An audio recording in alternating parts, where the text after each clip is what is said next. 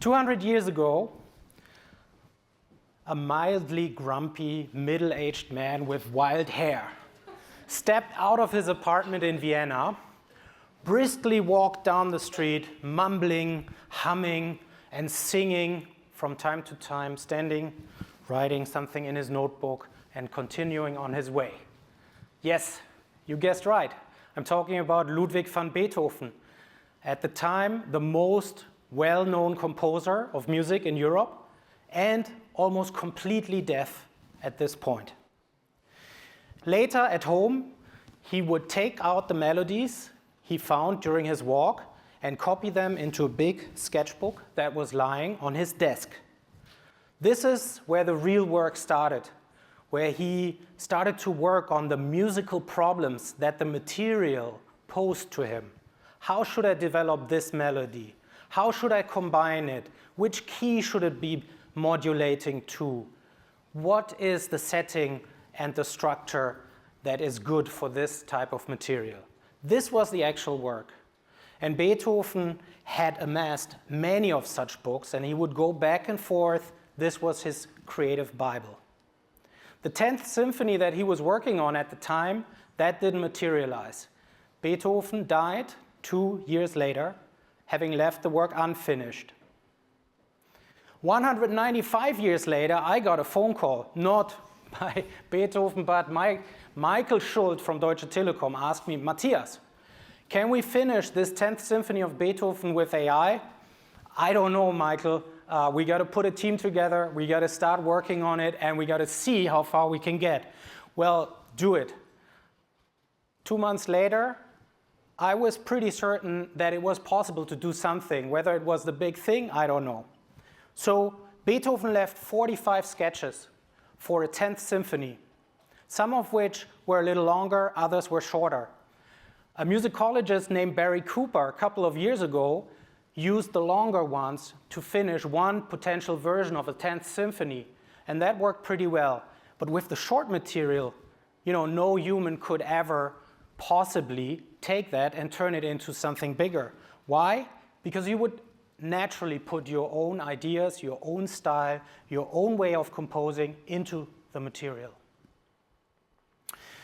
I called Ahmed El-Gamal from Rutgers University, who is a computer scientist specialized on creating artworks with the help of AI, and asked him if he wanted to be part of the project. He said, yes, but I've never done anything in music. So I sat down with him, taught him everything I knew about the creative process of Beethoven and how composition works, and he said, let me think about it. Called me back next week and said, Matthias, I thought about it. It's quite straightforward. Composing music is just like email autocomplete. Whoa, you can imagine that moment I thought like, okay, well, maybe the wrong person and this is never going to work. But then he told me, no, but look, every note is a function of all of the notes that came before. And it makes sense. When I have a piece of music, the next note is related to what came before. We can actually try it out now together. I'll sing you a melody, I'll stop at some point, and you sing the note that I left out, okay? Are you ready? Okay. Da-da-da-da, da-da-da. Yeah, you see? Every note is a function of all of the notes that came before. So we said, well, let's use this technology, the transformer architecture that Google invented in 2017, and create a GPT for music that's trained on late 18th century, early 19th century music, and then fine-tuned with the works of Beethoven. And then we use the sketches that Beethoven wrote down as prompts.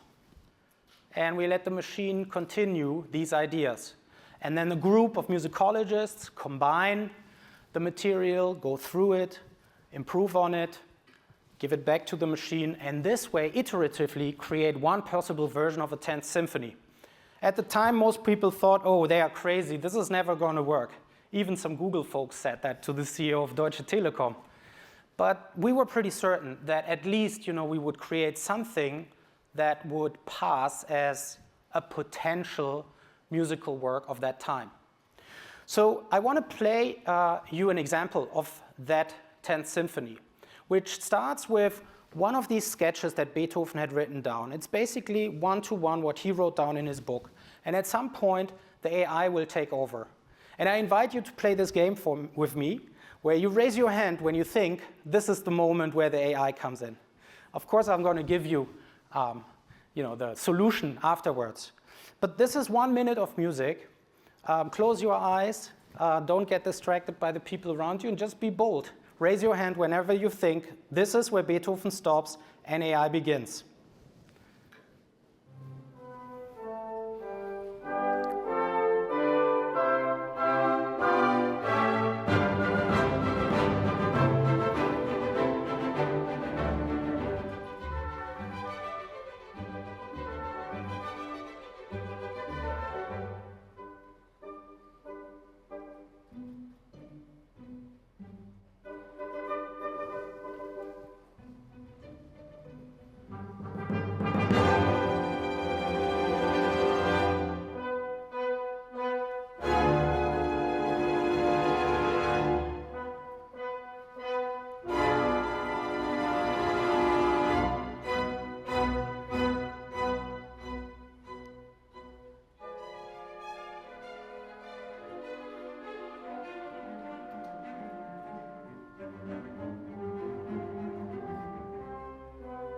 Okay, and here we're back to the beginning. Now, I saw one hand. They got it right. And then there were a couple of people somewhere in between, and most of you didn't raise your hand. Let's play it again, and I'll show you the exact moment where the AI kicks in, okay?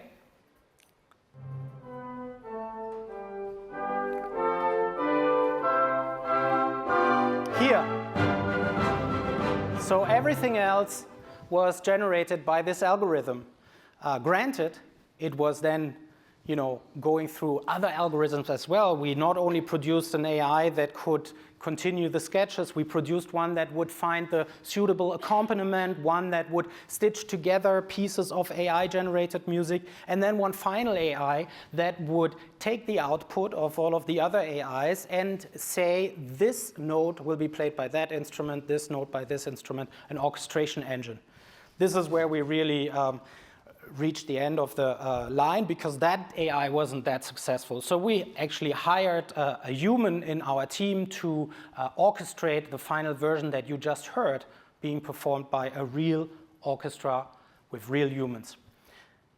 This collaboration started in 2019, as I mentioned. In 2020, we were supposed to premiere it, but COVID came along, and so we had to postpone.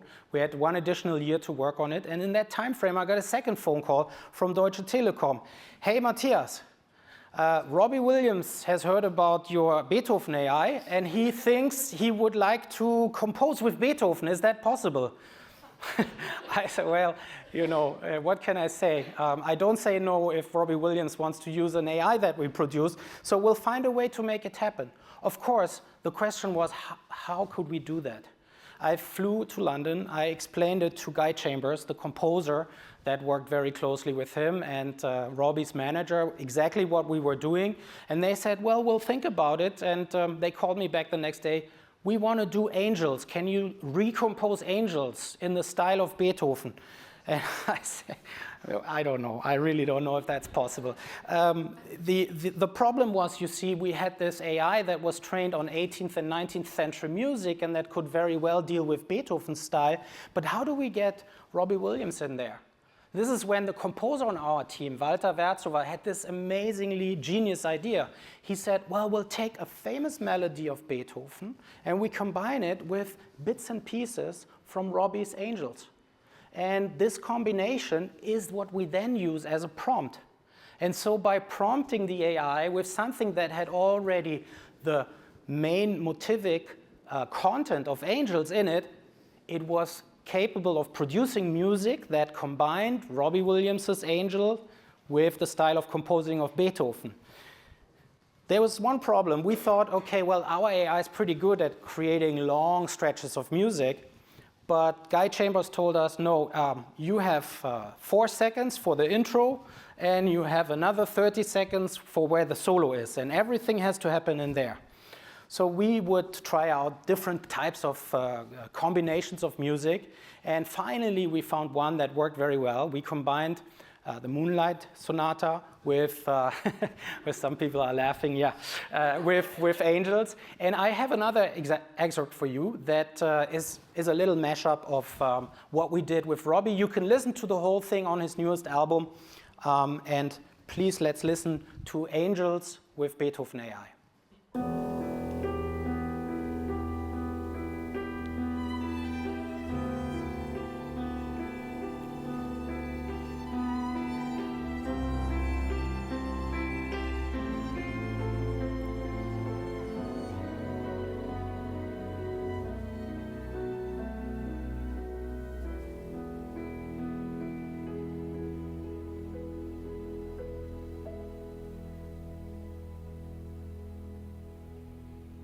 I sit away as an angel, contemplate my fate. Do they know I'm loving angels instead?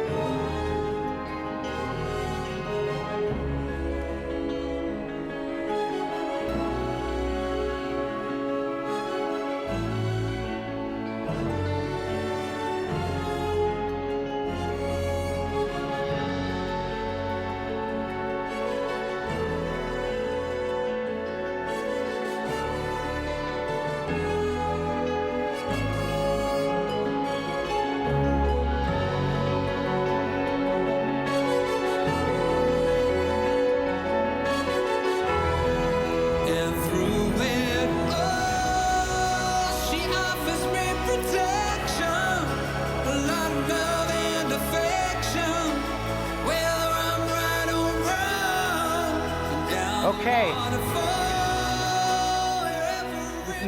No matter where you cut out, it's always the wrong part. The point of this was really to collaborate. And we started out to create this one AI that could, do something very, very specific. And we ended up providing a tool set to one of the great artists of our time to collaborate with. And I think this is the move that we see in a lot of what's happening in generative AI and music right now. We see tools that become collaboration partners and that are really instances of inspiration, of transformation, of working buddies for composers. And if you ask me what the future of all of this is, then I'd say all of the tools that right now are sort of text to finished song, where you basically say, I want to have a track which is 15th century style with green sleeves and heavy metal combined, and then you get a finished track. This is all nice and very good, but it will be superseded by tools that will be directly integrated into the software where we compose music, where we have our inspirational AI tools. Now, I want to leave you with another excerpt, this time from the Beethoven 10th Symphony. It's actually a work of 25 minutes, and I condensed it for you here to a couple of minutes for you to get some sense of how the piece sounds when you hear it performed by an orchestra. We can roll the tape. This was done a couple of years ago in Hamburg in the Elbphilharmonie. This is the Beethoven Orchestra conducted by Dirk Kaftan. And there's a little surprise there, an instrument that you wouldn't expect in a Beethoven symphony. So enjoy.